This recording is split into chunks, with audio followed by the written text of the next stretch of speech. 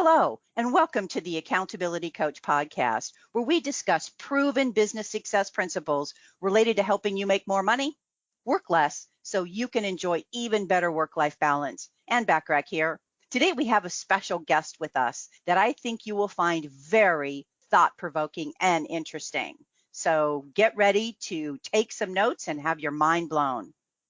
Castrina is a serial entrepreneur, having started more than 20 companies over the last 20 years, and still seeks to launch a new venture annually. He's an investor, a teacher, and a highly sought-after speaker who communicates with humor and a bluntness that engages and captures his audiences. He's the author of 8 Unbreakable Rules for Business Startup Success, The Greatest Entrepreneur in the World, and The World's Greatest Business Plan. Welcome, Sean. Hey, we appreciate you being here today. No, it's great to be on the podcast. Let's just start with giving us a little background on how you got started on your entrepreneurial journey. Okay. Well, when I graduated from college, I got my dream job, and I was in grad school, one class away from a master's. New child, and we had a change in leadership overnight, and they cleared house and kind of lost my dream job. So at that point, I realized that, employment was not a very secure thing, no matter how good you were or what your education was. You always had somebody who could control your future. And that's when I decided that, I may work as an employee short term while I get something launched, but I would definitely start my own companies, and I would dictate my own future financially and career wise. So that's kind of the genesis of it all. Okay. Awesome. So you talk about mindset, which obviously mindset is important in everything that we do. And you talk about it as one piece of the success puzzle. So first, let's talk about the importance of mindset, and then what are some of the other pieces? Yeah, I think mindset is way overblown today. I think mindset is important. I'm a Division I athlete. I definitely know the value of knowing you can win. I understand the value of visualization. I understand it. But if I don't have the basic talent, I could sit and visualize all day long, and it's not going to make a hill of beans. I could sit in the corner all day, visualize and do affirmations about playing basketball. But at 5'7.5", and my jumping ability limited and my shooting ability limited, it's not going to make a difference. What I tell people is mindset's an accelerator. If you have skill or you have a good idea, mindset can take it to the next level. There's no doubt about it. But if you have a nonprofit, a bad business idea, it's bad. All the components of it are bad. There's not a market demand for it. You have no experience. You have not enough capital. Mindset, again, is not going to fix that. Mindset's not going to fix that. So I find that mindset is an accelerator, but you have to have skill. You have to move forward on something that is a good idea, that has the foundations of something that's good.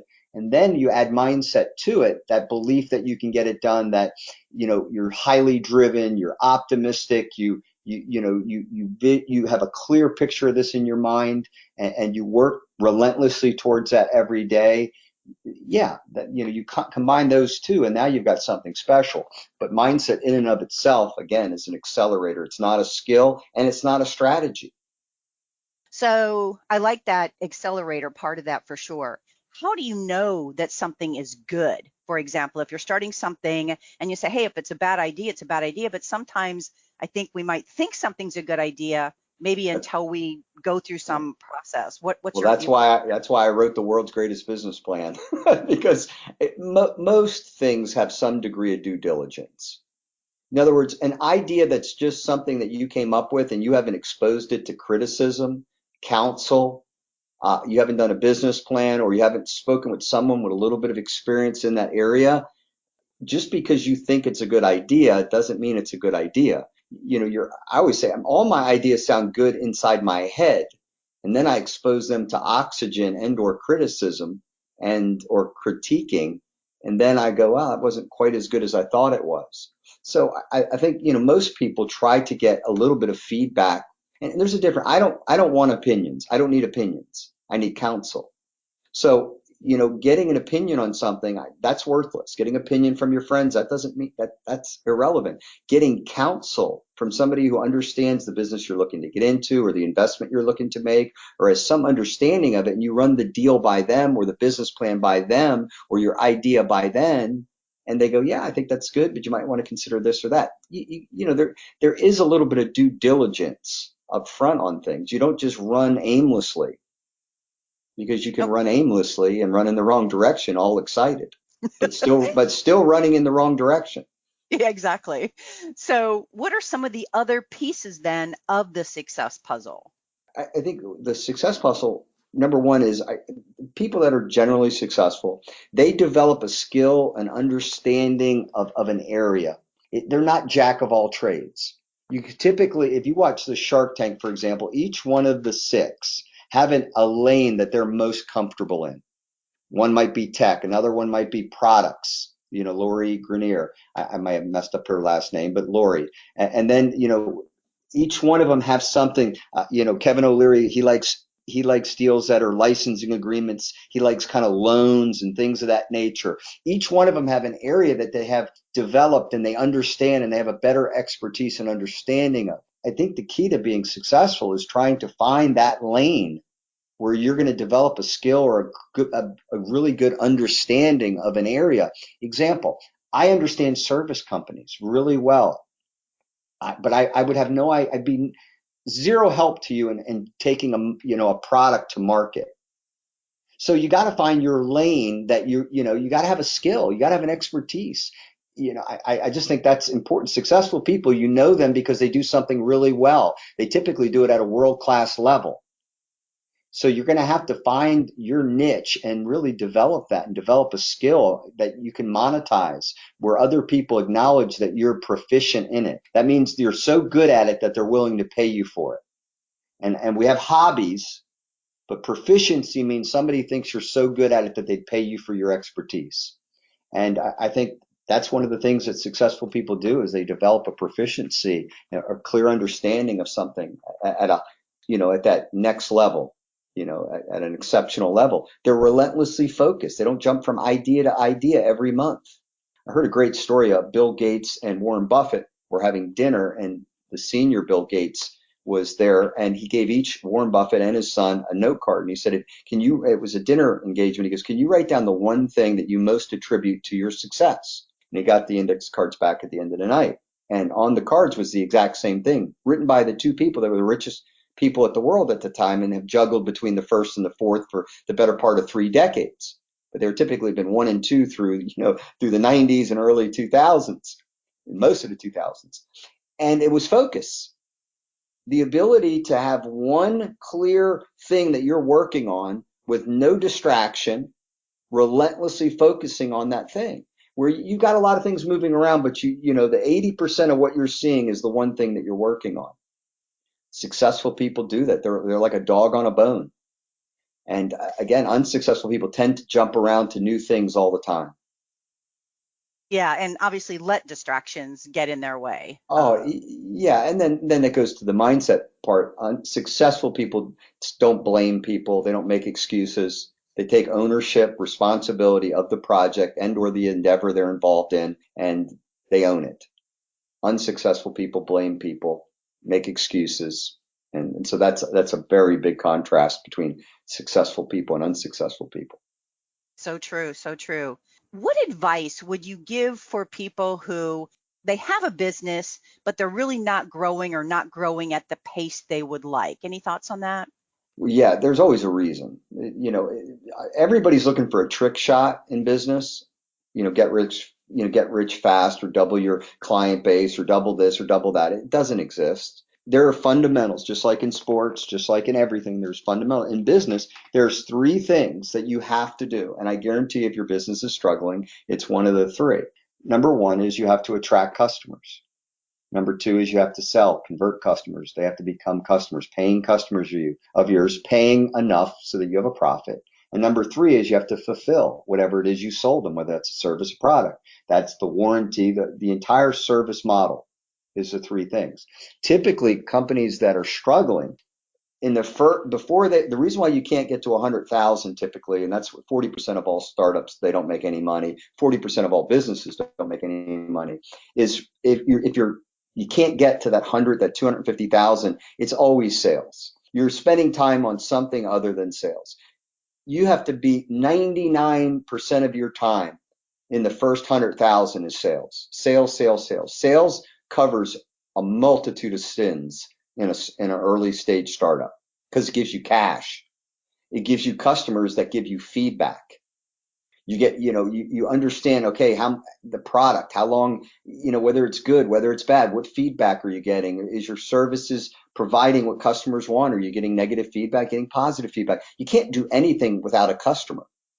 And the only way you have a customer is when you have to get the yes. They have to sell. They have, you got to sell it. So typically people start a business and they get excited about setting up their office and their logo and their mission statement and their vision statement and all that. That's a hunk of crap.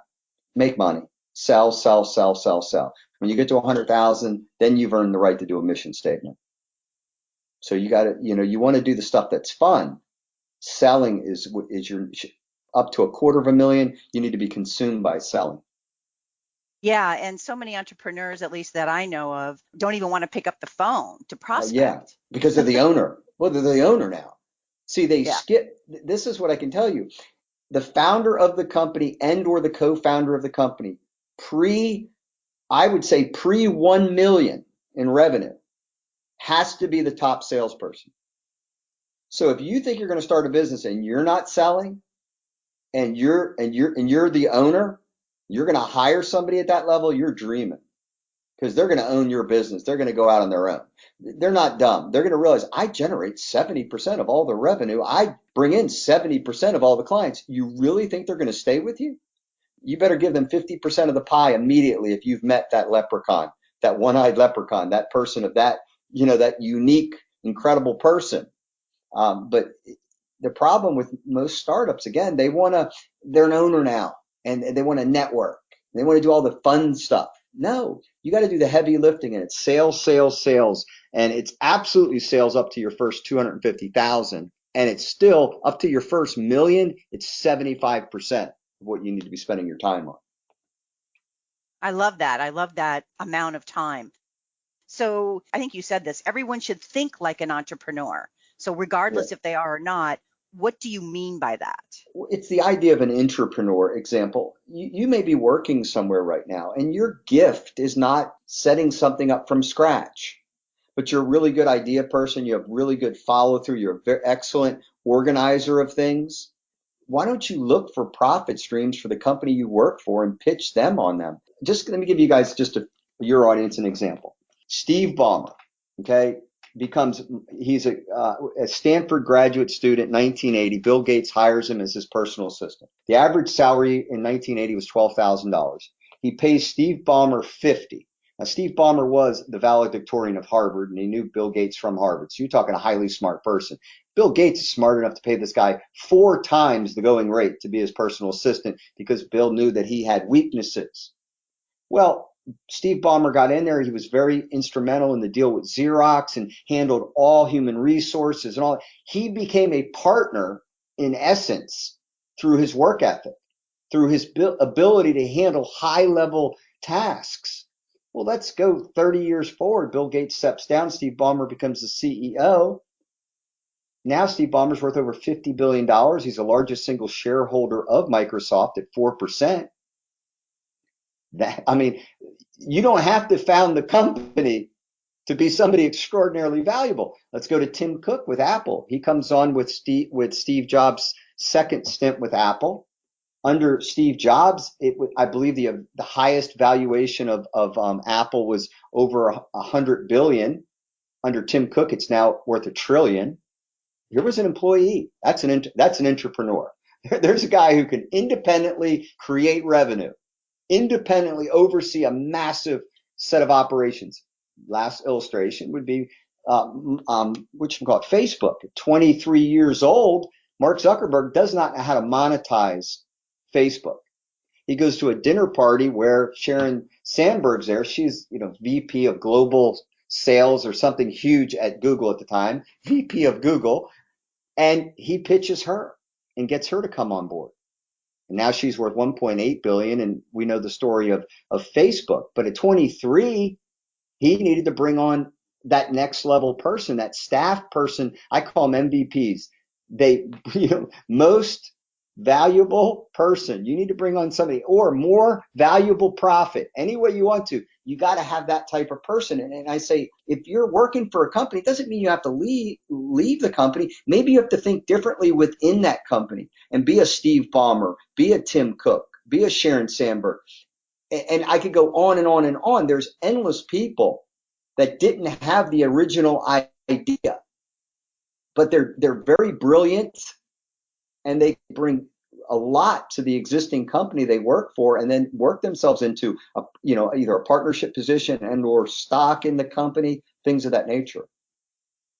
Wow, love those examples, and so important that it doesn't really matter if you are the entrepreneur or working for an organization, how you can really make yourself very valuable. I like it. Yeah. Most valuable person, MVP. Yeah, and I say that, or more valuable profit. If you can bring money to your organization, the company you work for, you're an entrepreneur.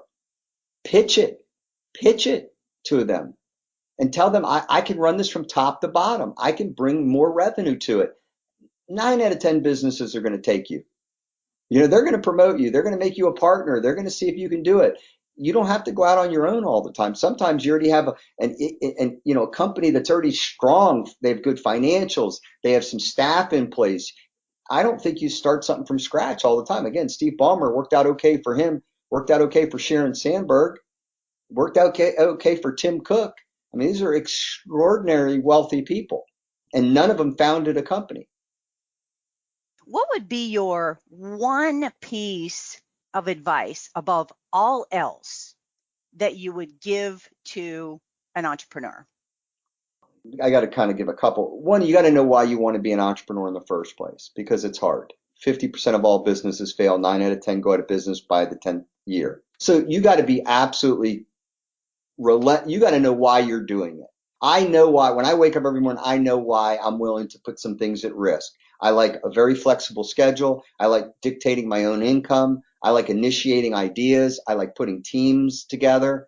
I like working my way out of the job. So a lot of heavy work in the beginning, and then I can move to something else. I'm very crystal clear on why I'm an entrepreneur. So the first thing is you need to know why you want to be an entrepreneur in the first place. And notice none of my reasons really had a lot to do with money, because money is probably going to be the last thing you get. And then second, you have to be relentless. I mean, I don't know how you become great at anything that you're not maniacally focused on being great at. And we somehow think we're going to be a business owner. You got to be successful. People have just a little something in them that makes them do more than everybody else, makes them do everything a little bit better. They hold themselves to a higher standard. Every person that you can ever think of that's great paid the price. When you think of Tiger Woods, he was hitting golf balls at 2 years old. You think of like Andre Agassi, his dad shot him 1,000,000 golf balls from a tennis machine that he put like some super lawnmower engine in it when the kid was 4. I mean, you go on and on. The great musicians, they all, Billie Eilish, I saw a story on her, her and her brother doing music all like 24 hours a day, creating music. You got to be passionate about business, and not necessarily. This is the last piece of advice in that is I think passion is an entrepreneur's mistress.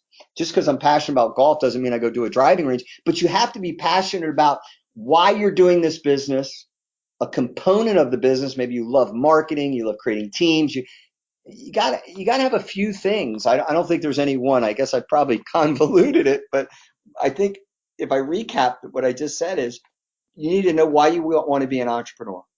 Number 2 is you absolutely, you got to be maniacally you got to be focused on something. You got to be relentless. You can't stop. You just got to persevere.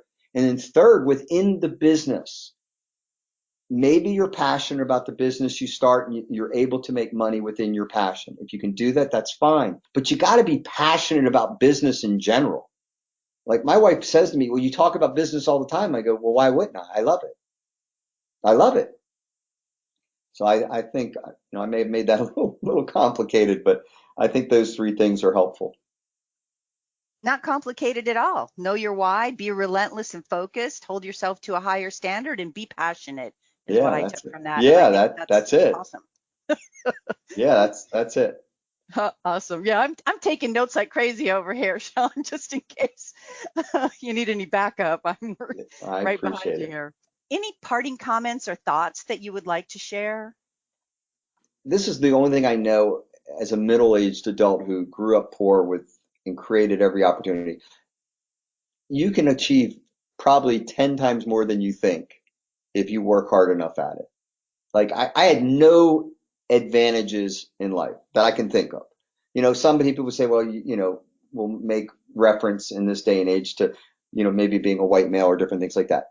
So yeah, maybe there was something I'll accept that as my one major advantage. But I basically grew up poor, had no money to go to college. Nobody ever gave me a dollar, not overly bright, average SATs. And I think my net worth would be shocking. So in this country, what I've learned is if you work relentlessly hard at something that an area, has a good market reception to it, it's a good idea is what I'm saying. It's just unbelievable what can happen. Like there's no excuses. That's my point. There's no excuses to not be successful. If you wake up later and you're not successful, shame on you in this country. Yeah, the title of my first book I was going to name Excuses Don't Count Unless You're Dead. And they told me Yeah. that was a little too harsh. So I Yeah, just had, yeah, but you can't, everybody has something that maybe makes it a little more challenging for them, and maybe somebody has something that makes it a little easier for them. But being successful, unless you've inherited it, and 80% of the wealth in America is earned first generation. You got to earn it, and you can do it. The formula is not that hard. There's so many books on success right now. The information has never been easier to get. The blueprint, I always say, success leaves footprints. And there's been a lot of footprints left behind for this generation to follow. yeah, you just got to pay attention for sure. So Absolutely. speaking about books, you've got the 8 Unbreakable Rules for Business Startup Success that I think you're They can get offering for to everybody. free. Yeah, they Yeah, can get it for free awesome. if they go to SeanCastrina.com, and you can get was a bestseller. It's really good. It's definitely for new entrepreneurs. I think it's quite helpful.